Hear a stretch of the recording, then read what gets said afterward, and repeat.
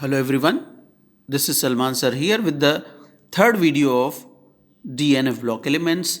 In this video we are going to talk about oxidation state. Now you know that the oxidation state is the mutual charge present on an atom in a compound. Now oxidation state of transition element we are talking about. Most of the transition element shows several oxidation state due to completion of last two shells. They can lose electron from valence shell, that is the 4s, as well as from the penultimate shell from 3d. And in other transition series, it will be 5s and 4d. It will be 6s and 5d, like that. Now, here, what is the main definition of transition element can be associated with the oxidation state?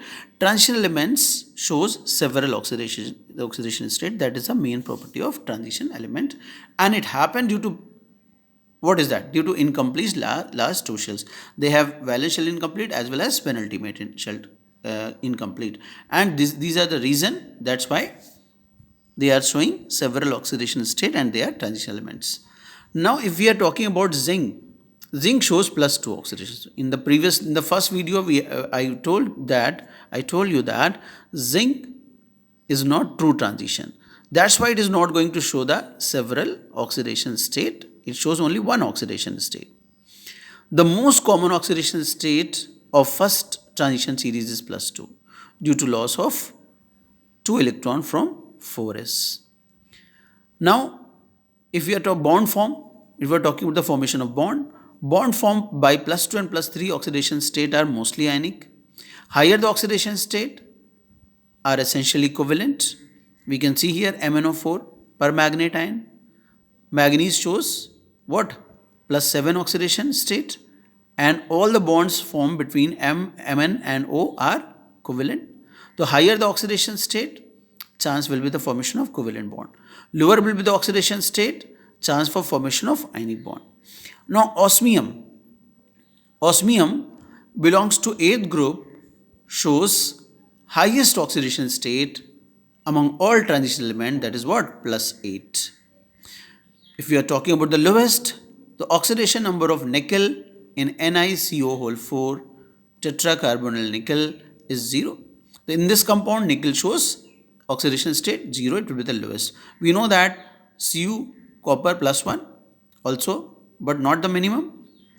Now, the stability of oxidation state depends upon the nature of the element with which element combine. So now we can say that the combination, the other element which is going to combine with the transition elements, that nature, that electronegativity, that comparative electronegativity depends upon the stability of that particular oxidation state. Now, the last point of the oxidations associated with the oxidation state, that is more negative or less positive, the value of SREP, standard reduction electrode potential, that is ease to get reduced. What is that? Standard reduction electrode potential, that signify the ease to get reduced. The SREP greater is the stability of the element in +n oxidation state. For example, copper +1 become copper, that is reduction. So SREP will be what? +0.52. Now Cu double plus become Cu, that have SREP is what? +0.3. So which one is less positive? Less positive. Greater is the stability. So this is the less positive SREP compared to this. So Cu double plus will be more stable.